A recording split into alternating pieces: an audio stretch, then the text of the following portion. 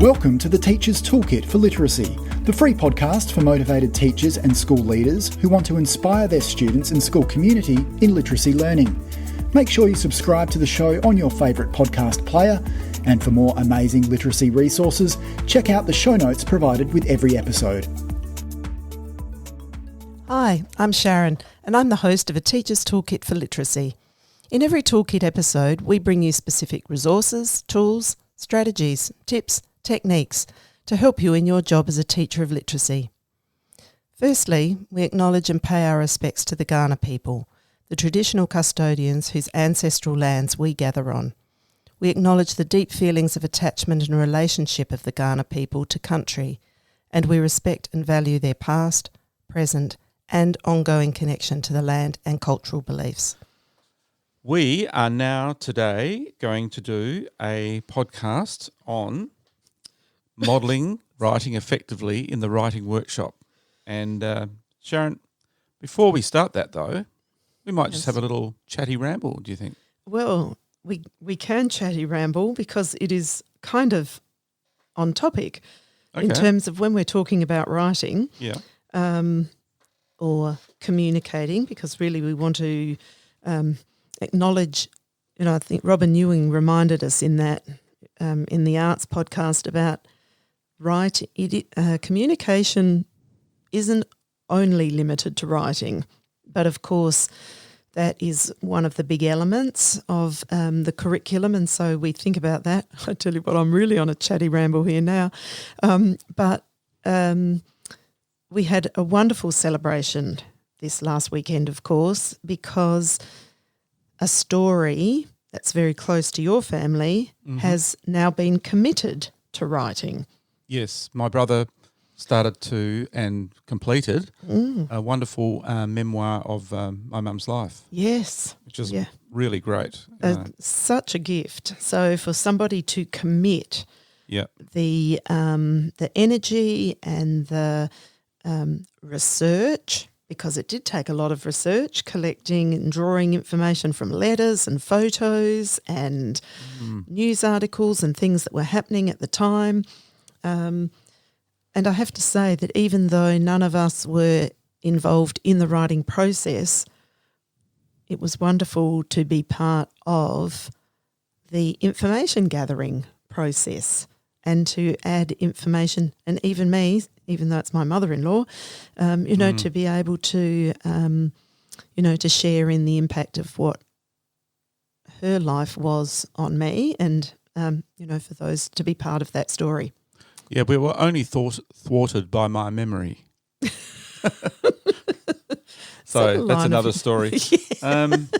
Yes, your book's going to be a little harder to write, isn't it, Phil? Well, I'll be relying on you, Sharon, of course. Yeah. Okay. So going on to key question 1, what's been happening with your schools recently, Sharon? Okay, so the last week, so much happens every week, Phil.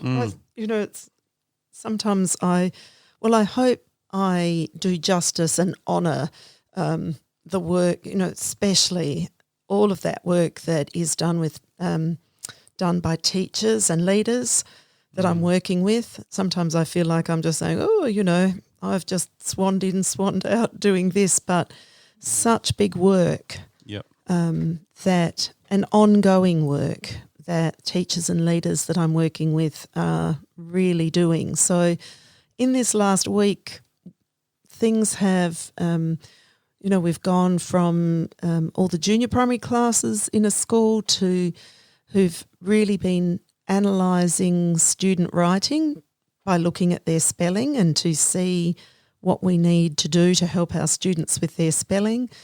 That's one of the schools in this group of schools you're working with? No, well, one of the schools that I work with. Oh, right, yep. And then I'm just seriously thinking about all of the people I've interacted with this week, and it's been a lot. So then the leaders, so the Be Fearless and Lead group that we've been working with, that ongoing big picture school work about what systems and processes and routines for efficiency and for effect. So really those high impact teaching strategies that we want to see across not just an element of literacy, but actually across the day and the week. And that piece that keeps coming up all the time is that, for every child, every day, that these high impact pieces truly do impact every child every day. And then at the teacher level, so with the Be Brave and Lead group, there's a lot of teachers in that group. So, once again, the impact, the high impact teaching strategies that they are employing within their literacy teaching, and, there's just been so much sharing going on. So for those of you who listen to the podcast, Alison, who we've had on the podcast, Alison Marsh, shared out her students creating published works. And so last year's were often books that were class collectives.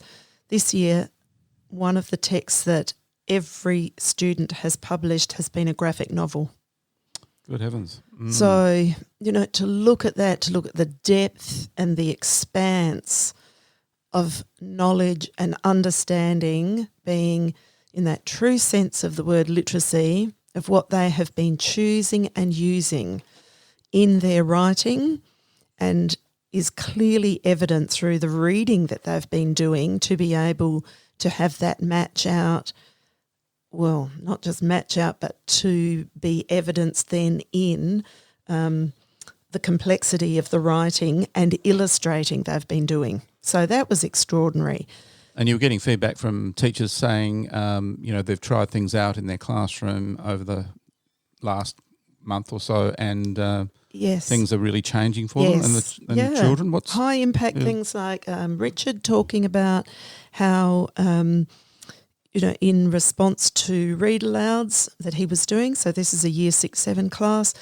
The previous session where we were talking about the importance and the power of responding, to be able to respond to what we are reading, not always in in any set form, and definitely not in a form of, here are the questions, you provide the answers. But one of the strategies he was really focusing in on as a comprehension strategy was about summarising. And so they had, with one text, had kind of created that summary quilt. So at the end of each chapter, summarising in a box, so on a large sheet of paper.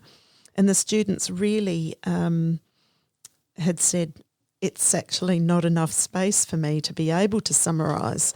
So because last session, the session previous to this sharing one, we had talked about the power of literature logs and having students being able to, in a small dedicated booklet, blank booklet, but one that could catch the recordings and the thinking and the summarising and the noticings that students were doing in response to the chapters that they were hearing being read. Now, Richard shared some of those. He started a literature log with his students just in this last 10 days or so. I don't think we've talked about literature logs No, much I don't before. know that we have. And anyone new to that, that's probably another session where we can go into that. Yes, I really want to do a podcast on that because I am a true believer in the power of, students. I've, worked with literature logs as a tool for students gathering their thoughts and ideas and noticings and wonderings and being able to prompt some of that, the ways that we can think as a reader and as a listener. And that's probably, the literature log's probably been one of the most powerful tools I've brought to students as a way of really deepening their engagement and understanding of text in really meaningful and powerful ways. Yeah. So anyway, probably should proceed right onto a podcast right now about that, but we haven't. So there's, an upper primary example, and then another example from an early career teacher who I had the absolute thrill of working with for 2 days last year as part of an early career teacher intensive that we ran in a partnership here in Adelaide. But he has been part of the Be Brave and Lead with his principal in this instance. And in this last session, so this session that we had on Friday, the impact of what he has been trying and what he's been enacting in his classroom, so from mini lessons through to really developing a strong workshop model in his classroom. So he has year 2-3 students, and he has put up for his students in the classroom that he wants them to know that for every one of them, for every day, they will get to experience those 6 elements that Allington talks about. And his students hold him accountable to that. Yes, they hold him accountable. But he really talked so passionately about how the workshop model, so the routine of a reader's and a writer's workshop in his classroom linked to the word work, has, number one, routine has got his students in a completely different place. That expectation that they will encounter the opportunity to read for themselves, choose what they read every day, to read it with accuracy and with understanding, to write about things personally meaningful, to hear him read aloud to them every day, to talk about what they've been reading and writing about.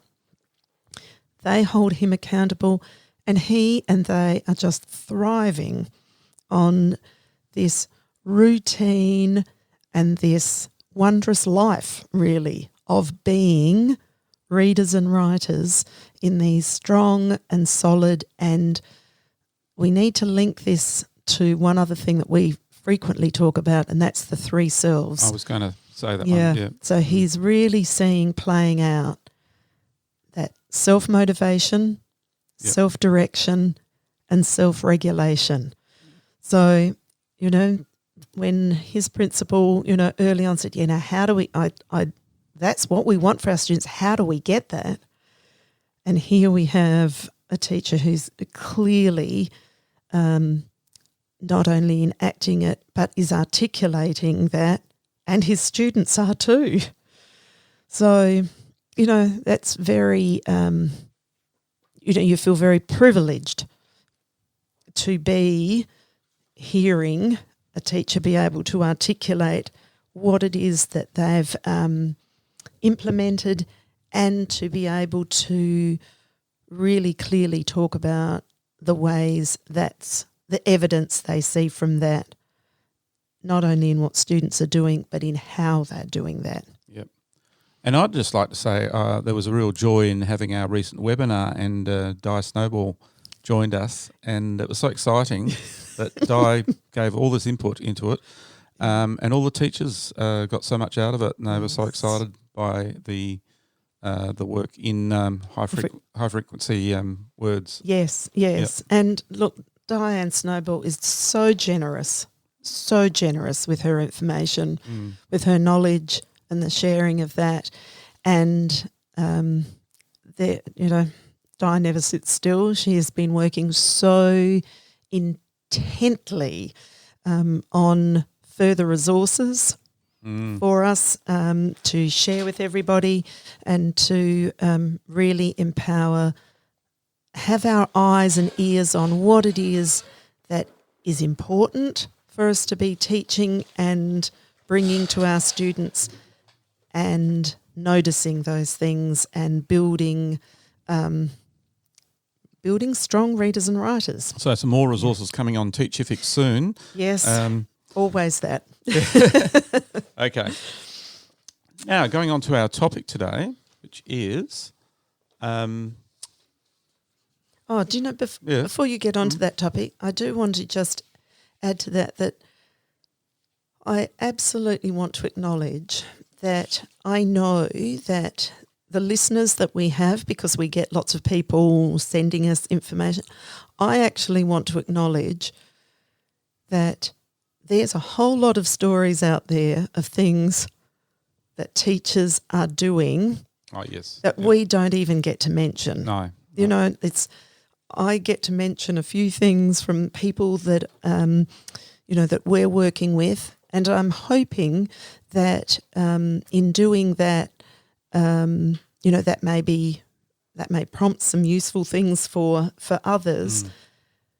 But it also makes me want to encourage people. I know the busyness of life. I know none of us have really got very much of a microsecond even to be in that sharing process. But I think we'd like to have some podcasts of where we're sharing things from people who we haven't met and who we don't work with, who could send in some of those things that would be really great for us to share out with others, because we know how many teachers are working so hard and, really trying out and finding some great ways of getting some high impact teaching and learning happening for great results. Fantastic. Thanks, Sharon. So, modelling writing effectively in the writing workshop. What's the teaching struggle here? Okay, I think I'm having a little ramble about this one. Right. Because I think the teaching struggle for sometimes, in our primary years or our secondary, we've got a writing task that we are coming to, and it might be.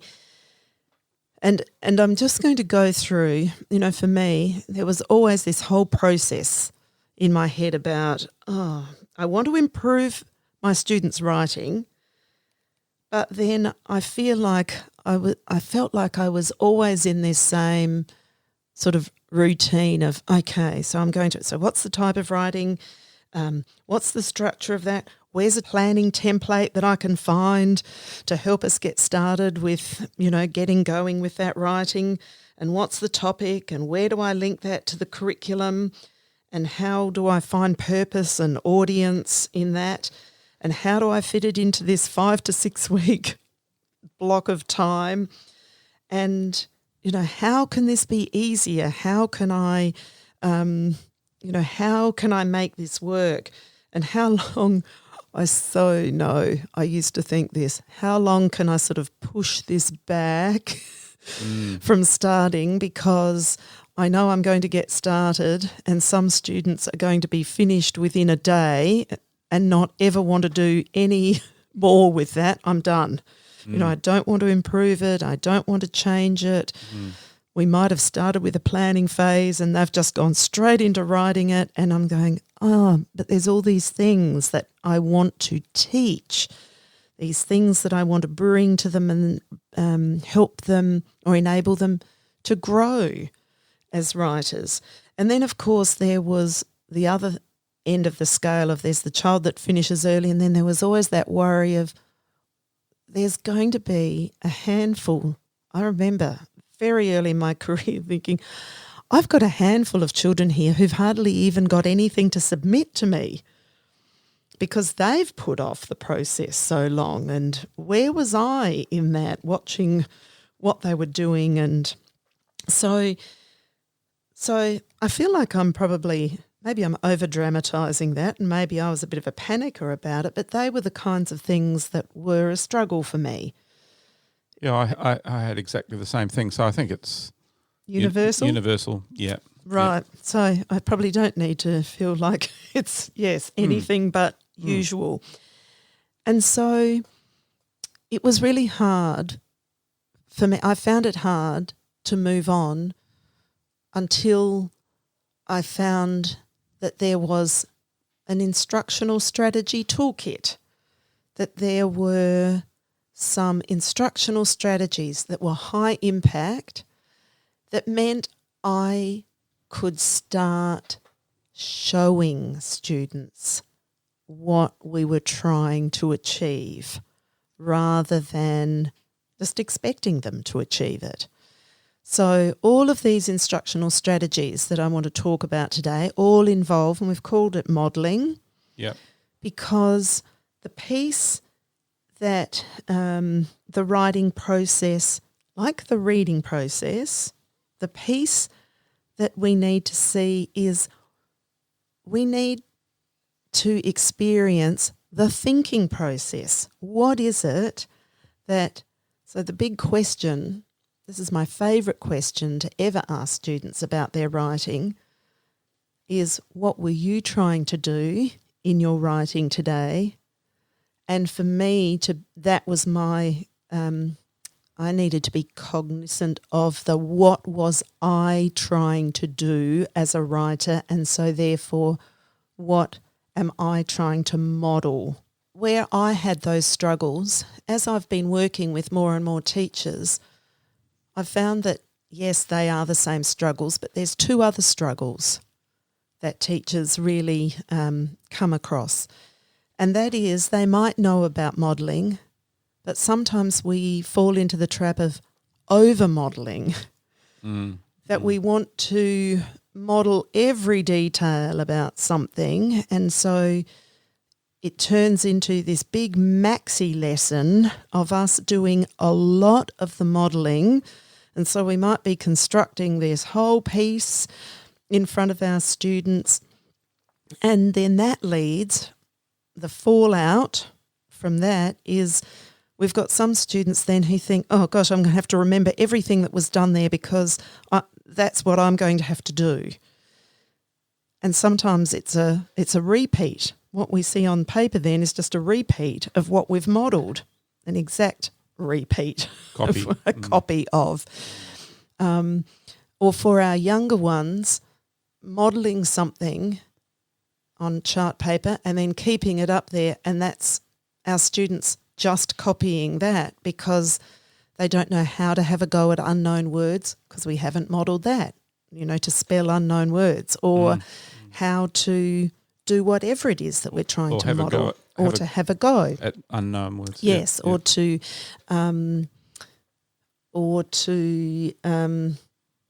just have a go. But that's there is a trap of over modelling.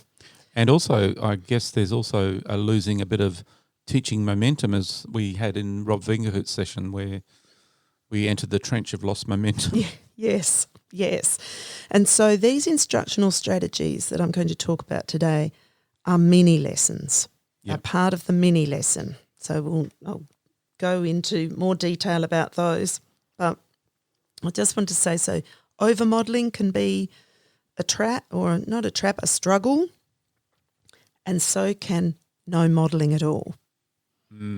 Because when we don't model, and I always say when we don't model, it actually ends up in tears for everybody because what the teacher has in their head about what they want their students to achieve doesn't transfer. If it hasn't been shown or explored or played with, experimented with, then it's not going to appear in their writing. So the showing is a critical, and it's not just showing that. Showing, exploring, experimenting with it are important pieces. Let's say it's in a crafting situation and we want our students, writing beginnings. And in fact, the young teacher, the early career teacher said, he did a whole series of mini lessons because the children were just, the year 2s and 3s were starting everything with once upon a time. Everything started with once upon a time. But if we don't do a series of mini lessons around that then, and we explore and experiment with how we could start, we're only getting one shot at starting a story when we write something. And we might only get 2 shots in a year. And we want the modelling and the practicing and the exploring and the experimenting. We want a bulk of it. We want to try it many times. Otherwise, one shot's not enough at it. One shot doesn't let us think about, well, how well did that work? Or what could I do differently? Because I've been shown those things.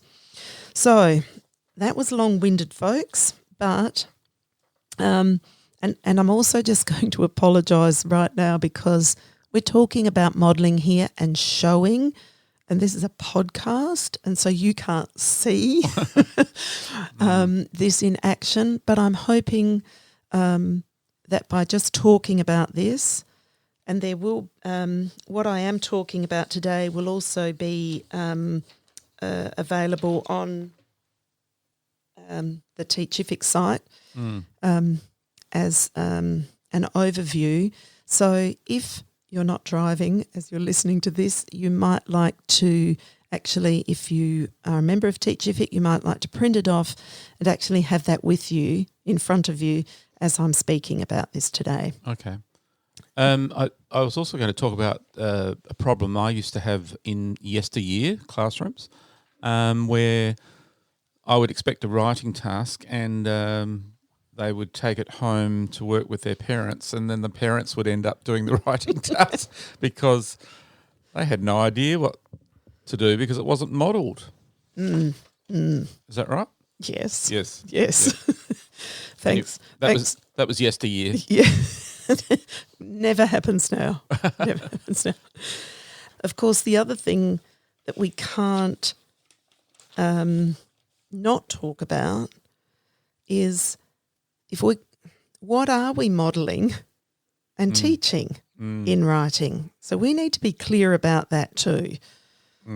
So for us in Australia or wherever you are, looking into the curriculum is really the place to guide us into what kinds of things need to be modelled. Yep. So on the Australian curriculum, we have the section called Creating Texts. And within Creating Texts, it talks about for each year level, you know, for our young writers, our beginning school writers, you know, that writing is about exploring and reporting and researching things. And then as we move up from about year 3, I think it is, where we're planning and drafting and creating and publishing. Right. Now, they're all things that need to be modelled. How do we know how to draft? How do we know how to plan? Without, you know, yes, I went for the planning template, but what planning strategies have I got that I can choose and use? Besides filling out a template. Yes. Yeah. So, and I can't go into all of those elements. That's actually another whole series of podcasts too, is, you know, all of these elements of writing. So creating texts, and that's including crafting ideas, text forms and features, and vocabulary. And then we also have punctuation and grammar and spelling that are all elements of writing that we need our students to know how they're choosing and using those things most effectively. So that's just that little piece that we've got, and editing. We've got all of these aspects that for any piece of writing that I'm doing with students, I want to be modelling something from each of these areas, and not just a one-off mini lesson, a few of them. So you've got the what of what you're going to teach. Yep.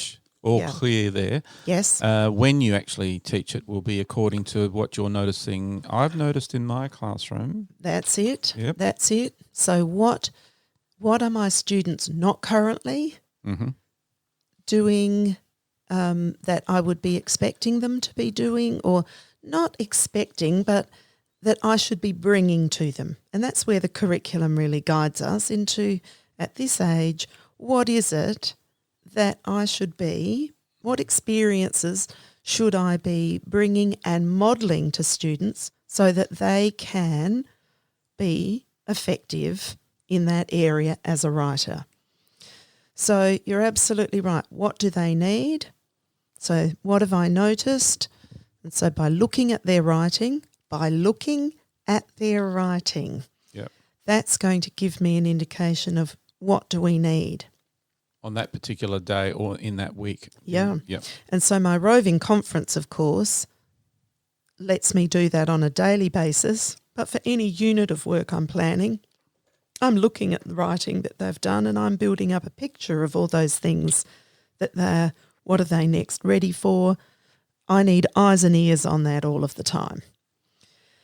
So now in a mini lesson, and I keep talking about this mini lesson because that's where we're going to use these instructional strategies in a 5 to 10 minute session where I, as writer, am taking responsibility here for the demonstrating, the showing, but I'm also enabling in that 5 to 10 minutes the students having an opportunity to hear and see and think through this with me. So the mini lesson isn't just I model, I'm doing everything to. The student's job is to be engaging in that process as their first form of practicing it. And then we need a good chunk of time for them to practice, for them to employ this that we've modelled or brought to them. So the 4 strategies. How far in are we? That's Half all right. an hour later. No problem. We're there. Yep. Okay. So I'll just talk about the 4 first up and then we'll dive into each of those. So modelling writing, or what is sometimes referred to as modelled writing, interactive writing, shared writing, and quick writing. So I'm going to explore each of those around this little framework. I'm going to talk about, so what does the instruction look like? What is the instructional strategy in each of those 4? How does it support students and what might it support them in? What do I need to teach that? What materials do I need? And when would I use it? So that's why if people have run off, downloaded that sheet and they've got that in front of them, these are the things that we can, that I'll be covering and they can reference. So modelled writing. So in that, what we would call that gradual release of responsibility, modelled writing is usually called the one, like that's the 2. So in that, the teachers are creating the text to demonstrate strategic writing to students. So they have the pen, they are doing the recording. And can I just make a little note here about if we are teaching our students, if we're modelling writing and we've got our students working with pen and paper or pencil and paper, so should we. So it can be tempting to think I will type that and have that on the interactive whiteboard, but that's much harder, especially for our younger writers, to know, well, how does that get there? I'm also modelling that process of spacing and letter formation and where I'm working on the page and all of those things that should be. Modelling means making those things clear. We don't want things to just magically appear out of nowhere, because that's not what's going to work for the children. So modelling, we're creating the text. So we're demonstrating strategic writing. So as we write, we're creating and we're discussing writing strategies that most students don't yet apply independently. So just like you said, Phil, I have noticed as teacher, what have I noticed my students not yet applying independently? So that's what I'm bringing. That's the intention of this, of me modelling. I'm revealing to them how it works. And students are watching.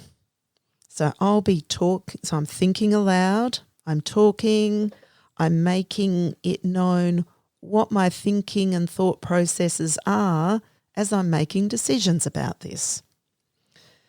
And so whilst in that writing process I am describing the thinking that I'm using, how I got to do that, and what choices I'm making here, and how authors purposefully craft and create text. So this is what authors, this is what writers are doing. This is the thinking processes that they're undertaking. So whilst I'm modelling that, we might say I'm modelling that to students, but because students are watching and listening, we want them to start practicing. So when, and take on that thinking, so that as I continue to write some more, I'm getting them to take on some of those thinking practices too. So that when they get to move off to do that for themselves, they're not thinking, I've got no idea what it is that I'm meant to be doing when it's my turn. So that modelling process is all about revealing the thinking, how to make the choices that I make. So it's all that intentionality of what the writer is doing. So we're loaning, but we're not just loaning, we're letting them practice that with us. So you're hoping that they would be rehearsing these things in their head while you're modelling? Is that, yeah. And not necessarily knowing what they're doing in their head, but you're... I would in a mini lesson, I want to do some catching of that too. I want to... Questioning? I might, at some point, this is the decision I've made, but I might turn it over to them to think, if this was their writing, what might they choose? What would be the thinking that they might do right now? Because this is their first opportunity. Because if I'm choosing something that I can see they're not doing independently, I'm trying to give them the thinking and the thought processes and the choice processes that they would take to get to that. So before I send them off into the wild blue yonder, from there, I'm doing a little bit of checking in before they go. How's that working? How do we see that works? If you were doing this, what would you be trying to do as the writer?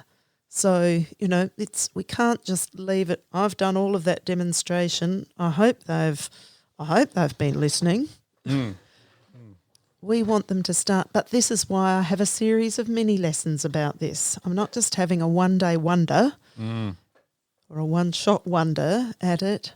I'm opening up this thinking and this discussion so that as I send them off to do their independent work and to apply this to the writing that they're doing, not to a worksheet, but applying it in a purposeful, meaningful context. So either writing they've got on the go, or we might practice some of that, like I said, if it was some beginnings, let's say it was beginnings for writing, we'll practice some of those.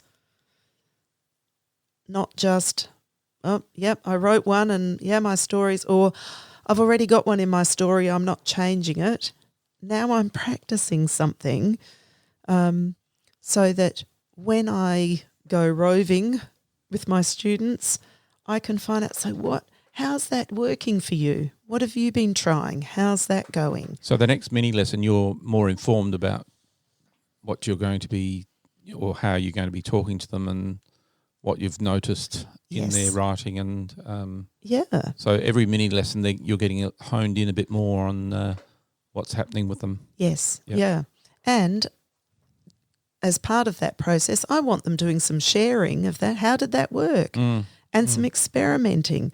So that practice time, that independent practice time, let's say it is beginnings, we might have done we might have tried a few. Oh, what if we were writing a beginning for a mystery story? Or what if we were writing the beginning and we use this technique that we, let's start this story with people talking, with the characters talking. How would that sound? So that experimenting and sharing and exploring, some people will recognise this as something that we talk about a lot, is that read it like a writer routine, where this noticing and naming and exploring is part of, but I've got to demonstrate or model that and look to literature for some of those examples too, that it's not just always coming from me. Let's, as teacher, we might find examples from that and go exploring with that. A rich variety of examples in literature. Yeah. Yes. So in this model, the teacher's providing full support by demonstrating it to students, but they might respond or comment during or after that modelled writing. They should be part of that. It's not I bring everyone to the floor, watch this, now go. It's always about bringing them in with you on this. But that's what we refer to as the modelled writing. It's easily visible text. All eyes can see it. Handwritten, if that's what we're expecting them to do, then how is that looking? How do we do that?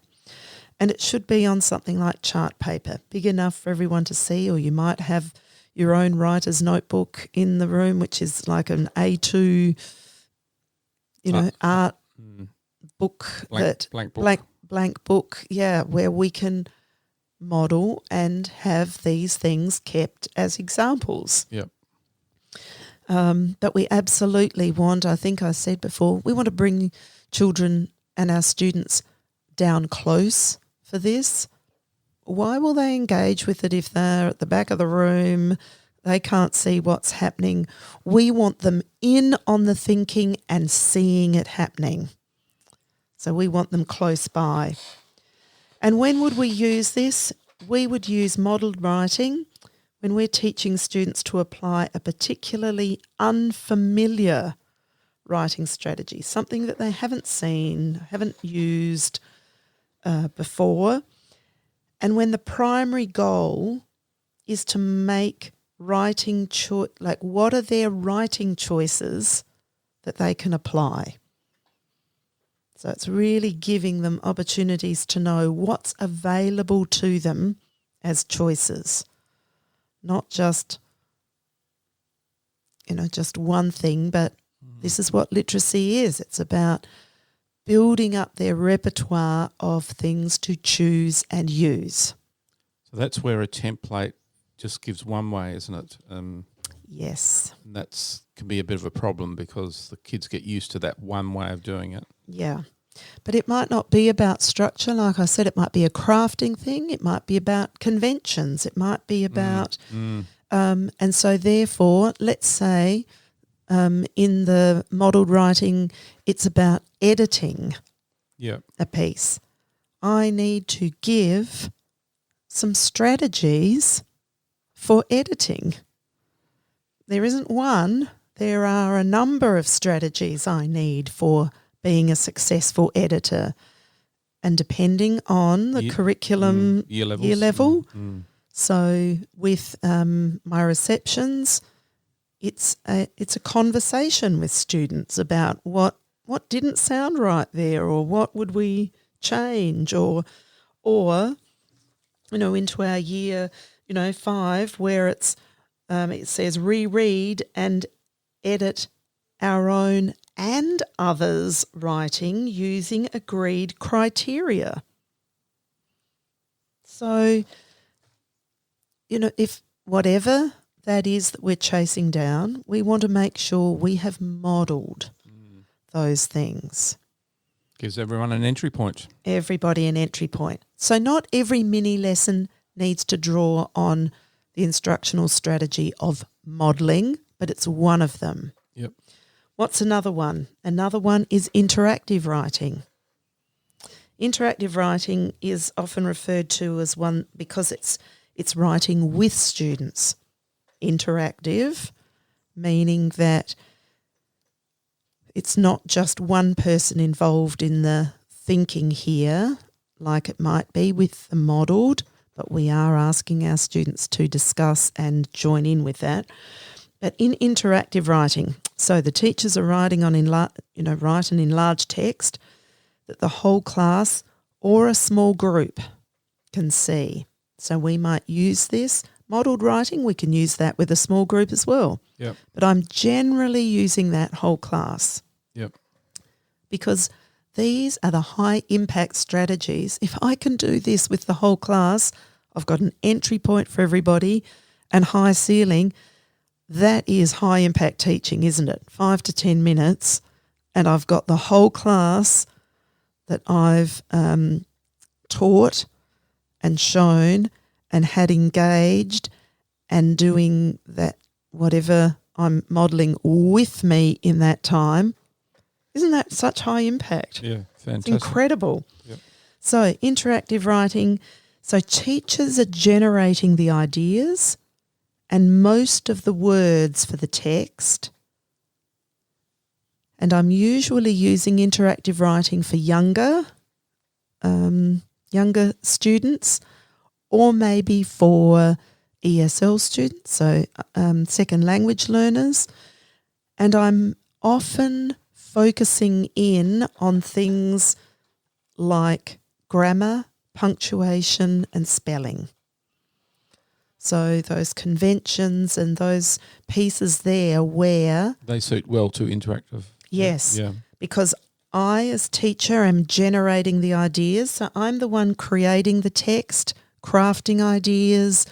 I know the text form and features and I'm using vocabulary. Where I'm providing the interaction is allowing students to work with me to make sure that this piece is written conventionally. Right. So because it's mostly about conventions, that's where we can see our early writers are needing to know the conventions. So it may be about spacing. It may be about capitalisation. It may be, as I said, punctuation, sentence structure, those kinds of things. So the teacher is providing support by writing with the students, but the students aren't doing the composing of, they don't have to come up with the ideas for this text. They are focusing in on forming letters and spelling the words and saying what punctuation is needed, and we are opening it up for them to give that information for us. And sometimes it means we are actually passing the pen to them or the marker so that they're coming up to physically put that on the paper so that we can see how they are. We're giving them the opportunity to apply that. So we're going, we've written something or we've written a word and we're coming to the next one, and it might be a high frequency word that we want put up there. And we might, because we've been working with that word, let's get someone to come up and leave the space. So we do all that talk about that. Leave the space. You write the word. Spell it out as you're writing it. So whatever strategies we've been teaching about that. So the interactive, it's not always for every word then passing over the pen, but we are getting them to do the thinking about that. So they're providing much more of the input around what and using. So out loud, they're talking about the strategies and the thinking that they're using to know what to do there. But it's a big focus on the correct conventions. It is about the text being written conventionally. Yep. Yeah. Yep. So interactive writing really works best in that field. Well, and for our younger, so like we said, a lot about that letter formation and spelling new words. So can you see how it's really focusing in on how do we use our spelling knowledge to attempt words? How do we use our letter formation knowledge to form the letters to create the words? So we might be talking about how do I write this letter? Punctuation, what do we need here? I'm about to start a new sentence. How will we start that? What do I need to think about for, to begin a new sentence? I need that word we're going to, because I'm creating all the ideas, I want it to be the word after. What is that going to start? I need to capitalise that. So that's the talk, but I'm handing that over. I'm not going to say it all. I want them to say, oh, you're going to need a capital A to start after. Okay. Yep. So that it's not always about passing pen over, but it is passing over the opportunity for that thinking and that interaction to take place. More so than modelled writing. Oh, far more. So once again, we need easily visible text, chart paper, and the children are there. And our goal for using interactive writing is when we want to develop new spelling strategies to build alphabetic and phonemic awareness and to anchor high-frequency words. Or when the goal is to build, and when the goal is to build new knowledge of punctuation skills and handwriting and sentence structure. So those things become, it's about that conventionality. Yep. So it's a powerful tool, really, interactive writing. Yes. In these areas. Yes. Yep. Yeah. And really that part, when we hear, in the teaching struggle, when we say we're not seeing transfer of, say, spelling or punctuation or conventions into writing, have a think about where interactive writing can fit into that space. So because it really focuses in on that part of it. It's not so much the creating the ideas piece as it is about, as I'm writing, what decisions am I making? So it's not about looking at a piece of writing and working out where all the errors are. Yep. It's about, as I'm writing, what thinking am I doing to write this word? I want to write the word because, and that's a word that we've learnt. So we should be able to write that automatically. How do we spell it? So remind us how we spell it. We might get it. So that's the conversation. So it's not interactive writing isn't a coming back and checking everything. It's what's the process as we're writing for being conventional. I can see this would be a great webinar. So we could actually show some of those things. Yeah. But it's great to have them explain, but yeah, one day we'll do a webinar. Okay. Sharon's just having a little meltdown here because she's wondering when all this is going to fit into her life. Yes. Yes, good idea, Phil, having a webinar. All right, shared writing. So once again, this is often referred to as a with process. And once again, it's whole class, or it can be small group if we've got a little focus group, especially if after my lesson I see there's some students who need a little bit more. I can keep them. I can hold them there, and I can work small group with them to do a little bit more. So shared writing, so the teacher's writing in enlarged text that everyone can see, and students are collaborating with the teacher to develop ideas and words.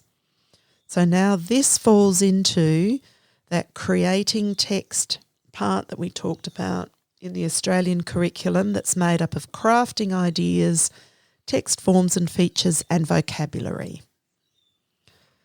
So whereas interactive writing wasn't about the ideas as much as the conventions, Okay. shared writing is more about the ideas and how do we craft. So these are more of the crafting type lessons that we're doing. How do we choose and use some of the things that we've been doing? So let me go back to that beginnings example. If we're going to start this piece, how are we going to start this? So let's collectively have a think about that. How could we start it? We could start it with the character speaking, or we could start it with making the readers wonder, or we could start it with. So here we are getting our students to join in with us on the crafting and text forms and language and vocabulary thinking that we're doing, so that what we're choosing and using from that. So this strategy gets students to create elaborate texts. So we don't want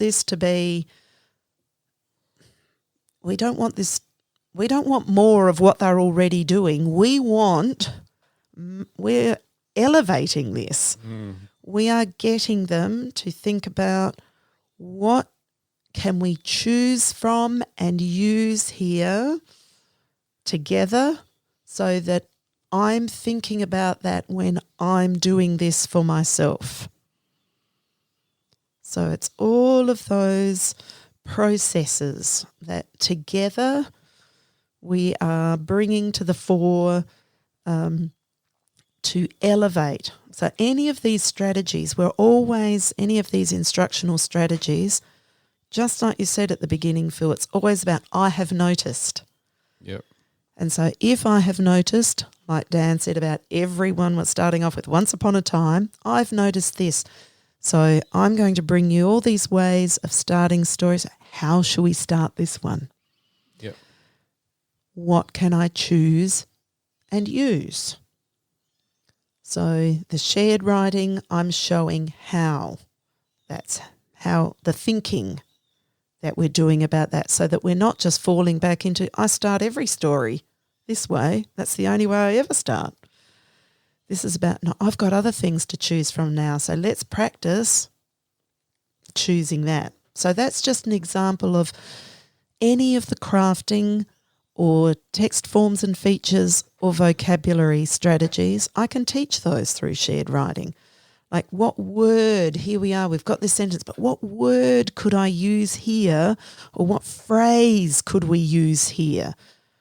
What can we choose and use? And we'd be using rich text to help us. We are absolutely. So how will we know what to choose and use? Well, have we been collecting? Have we been looking at what in our read aloud? Have we been collecting some words? Have we been collecting phrases? Has that been drawn to my attention? Because this is one thing that I haven't actually even said here, is that any of these writing strategies, of course, are absolutely enhanced if we have been reading texts as well and noticing these things in texts. So vocabulary, I can only be using, well, the phrase I always use is, we can only write as well as the literature we are surrounded by. So to bring rich vocabulary into our writing, and if that's what we're doing in this shared piece, is focusing on how do we elevate and make this more elaborate by having richer vocabulary, I have to show, or I have to have my students in this shared writing experience know, well, where do we know, where do we draw from? How could we say this? What have we experienced that means we can say this in a much better way? So what's the vocabulary we can use? If it's on a particular topic, or if it's fantasy that we're writing, what's the kind of language what's the vocabulary that should be in here?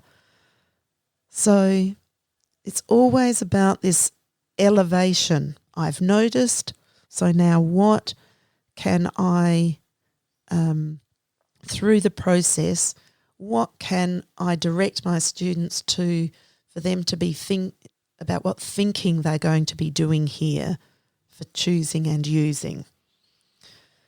So in that shared writing, it's also about, like, we're prompting. So whilst we have got the pen, we're actually prompting for the thinking that we're trying to get happening. So it's a springboard, isn't it? This type of modelling. Yes. Springboarding their writing. The other one was more about their conventions. Yes. And look, this one can still focus on, like, none of our writing, there's one thing that we've all heard ourselves saying a whole lot of times. Look, when you write, don't worry about spelling, don't worry about conventions, don't worry about... Actually, you do have to worry about those things. We need to have our students knowing how to be thinking about those things with a great degree of fluency. So how do I think? All of these ways of writing, these instructional strategies, are ways of teaching how we build our fluent thinking, our fluent strategic thinking about what we're doing as a writer. So that even in the shared writing, this might be about crafting, but we're not going to just leave, if we're writing this, well, let's say we've got this fantastic word that we want to use that we're going to include in here. So let's think about how we're going to spell that. So now I'm linking spelling, how do I tackle this? I want to use this word. Some students will avoid using words they don't think they can spell. So right there and then, this word, mysteriously. Okay, how are we going to have a go at spelling that? Where's its base word? What's it from? Mystery. Okay, let's start with that. Then let's add up mysteriously. So I can immediately,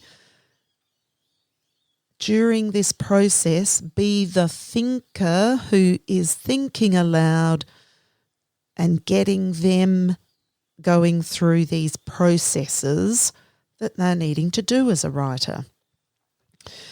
So the teacher's providing a lot of the support, but you're right, there's not quite so much about the mechanical considerations, but we do want to not say, don't worry about those at all. But we are allowing them to pay more attention to the craft of writing and maybe a mechanical piece, maybe, or for a word, like we want to do mysteriously. That might give me an opportunity to, that links in with what we've been doing in our spelling. Let's, just talk through that word and how we would do that. so that we're always we're always making out loud the thinking that we're doing as we're writing without overwhelm, because we still only want to keep it to a 5 to 10 minute piece. Same thing again, chart paper, easily visible. And this is about developing some strategies, building the strategy bank for developing content or style of text and those crafting considerations. So crafting ideas, how we're coming up with those. And when the goal is to focus on a particular aspect of, I can put in there, like I've said, a particular aspect of spelling that I can include in there, so that I'm not just saying one thing is important and not the other. But it's definitely more of a focus here on crafting than on conventions. But we don't ever want to leave that bit. Otherwise, we're just finding ourselves going, okay, and then I need another whole mini lesson somewhere to teach what I could have just very quickly covered there. All right, now the last one that I've put in here as the instructional strategy is quick writing. And this as a tool for our students, as a support and an instructional strategy, is that students are actually getting, this still fits with it, can fit within a mini lesson. Now, quick writes can also fit elsewhere, not just in a mini lesson, but I just want to talk about how this can also live within a mini lesson and how that would work. So in a quick write, students are actually writing on their own, so they're actually getting some independent practice, like all of the other strategies that we've just talked about. Shared, interactive, modelled. We still want our students doing the thinking. That's their independent practice bit. And they're doing the thinking of the writer. In a quick write, we are actually letting them practice within the mini lesson the thinking and getting it in writing straight away. So they're short, 1 to 3 minute little practices, and we might do more than one of in that time. So whereas the other 3 strategies have been all teacher on the paper, on the enlarged paper, we can also use the quick write as a quick opportunity for students to practice for themselves what we've just taught. And this really links back to that piece that I talked right in the introduction about students having a number of, over time, a number of opportunities to explore and experiment. Yes. Rather than it just, I had one go at it in my piece of writing and that was it. And quick writing allows that. Yes, Yep. yes. So... And we've had a previous session on that where we looked at quick writing. Yes. And once again, this is often about practicing a craft element or a writing technique that a teacher has demonstrated and explained briefly, or they've explained it and demonstrated it. And let's use the beginnings as an example piece. This is how it can be linked into a mini lesson where let's try a different, we've been talking about beginnings. Today I'm not going to demonstrate another one or, do it as an interactive write or do it as a shared write. I'm going to give you the opportunity to have a quick, to try 2 or 3 of those at 2 minutes each. But the important part of it is that there is within that 5 to 10 minute mini lesson then opportunities for students to reflect on what they've just written and how it worked. So now we're really letting them have a go, at what we're teaching and having more than one go at it over time, and really reflecting on the effectiveness of what they've done, so that they can go, oh, that one didn't work so well. That's okay. I'm having another go. I can have another 2-minute quick write. I get another go at it. Oh, this part worked really well this time. Still not so happy with that. But the more we can get our students to reflect on what they've been doing, that's actually affording them the opportunity to feed back to themselves and to really have the 3 selves: self-motivation, self-regulation, self-direction, about they're actually in a quick write practicing all those things. That's why we need the modelled, the interactive, the shared, because the quick write's kind of like the microcosm of those things where we're practicing it out because we've had good think alouds happening for us and great awareness of all those instructional strategy, all those techniques and strategies taught to us. And now the quick write's giving us some opportunities to try and reflect, and in sharing out to the class, getting others feedbacking to us as well. So there's a real interaction between these instructional strategies. They can all be used almost in concert, where you can craft your writing program and bring those tools in when you need them for the right purposes. Yes. Yeah. So very powerfully.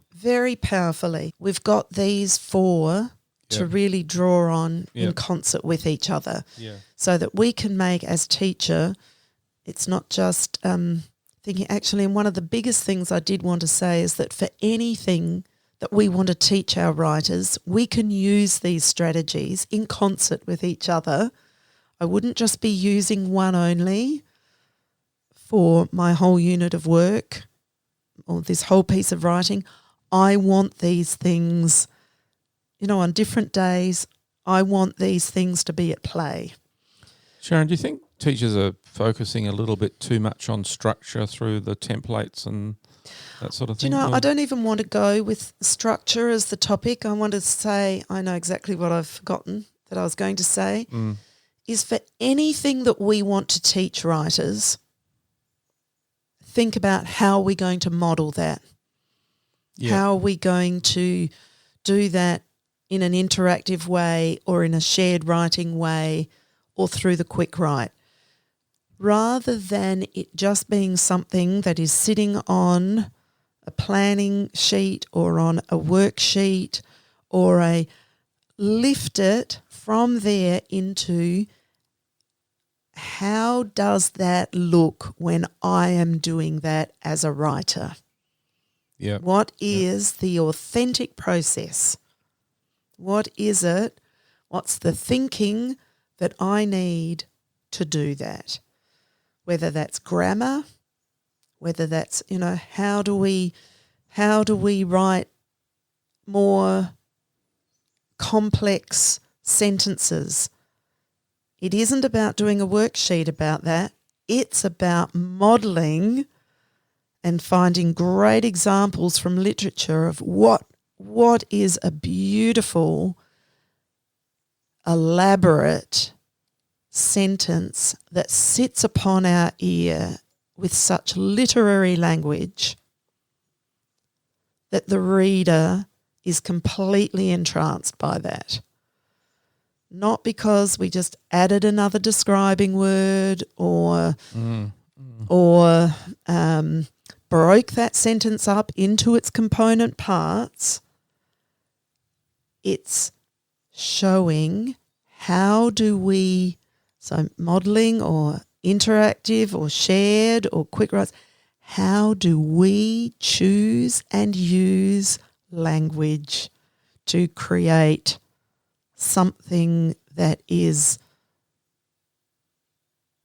literary or is so exquisite or is so extraordinary that as a writer we go, and that's how I can get that's how I can communicate at a level that isn't my everyday speak, that isn't just that's as good as I can get. Let's really think about the power of what we show, what we explain, what we demonstrate, what we have them practicing with us, what we have them choosing and using in their writing and reflecting on.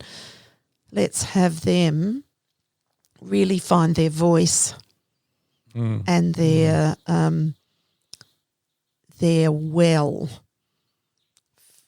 for what they can create as writers. We've looked at a tool that we're going to put up on the website, and we'll have that in the show notes. Well, it's a lot of tools. Yes, but one summary sheet. We've just called it Teaching Writing, High Impact Instructional Strategies. Right. And I know we can expand on those, and really we're trying to build more and more resources that link to those as strategies, and that if you know about those strategies, a lot of the resources are going to make more sense around, and that's how I can use it.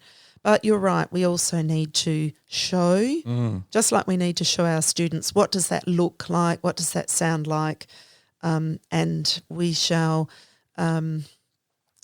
and like start anything, adding some of those to the site. And like anything, we encourage you to try these things and have a go, and don't feel frightened to have a go at them and enjoy. But we've also got a lot of people who will be doing those things, and I would just, as always, I love when people can share that to say, yep, I found this just works so well, and this is a tool that I've used, etc. Sharon, a tantalising text very quickly. Actually, this week I thought I would just recommend a couple of professional resources and a couple of, actually maybe it's also a couple of writers who have, so Ralph Fletcher and Joanne Portaluppi have written some great resources around teaching writing, the writer's craft, and as has Laurie Jamison-Rogg, who's written 2 books, marvellous mini lessons for teaching writing, one for beginner writers, K to 3, and the other one for intermediate writers, year 4 to 6. And I bring those, or I'm recommending those, I'm saying they're tantalising because they honour that idea that we, that in our teaching we are doing the modelling, the shared writing, and even if they haven't specified those as instructional strategies, that we can overlay those into the mini lesson ideas that they're giving. So there are a couple of resources that I think are a great way if people are wondering, how can I dip into some more of those mini lessons, that there are some ways to do that. Fantastic. A lot of gold there in our session today, Sharon. I really enjoyed. I went even deeper with my knowledge of writing, which was fantastic. And just like to finish off there today, thank you everyone for listening. Our word teacher in another language, in Japanese, sensei. Thanks, everybody. Bye for now. Bye. See you. Thanks for listening to the podcast. To make sure you don't miss any literacy learning tips and insights, please subscribe to our show on your favourite podcast player. At Q Learning, our literacy specialists draw on over 30 years of teaching and international consulting experience to deliver world-class learning solutions. We equip, empower and support teachers to become their authentic selves. To find out about upcoming webinars and about how Q can help you and your school, visit qlearning.com.au. And you can get even more amazing teaching resources right now at teachific.com.au. Stay tuned.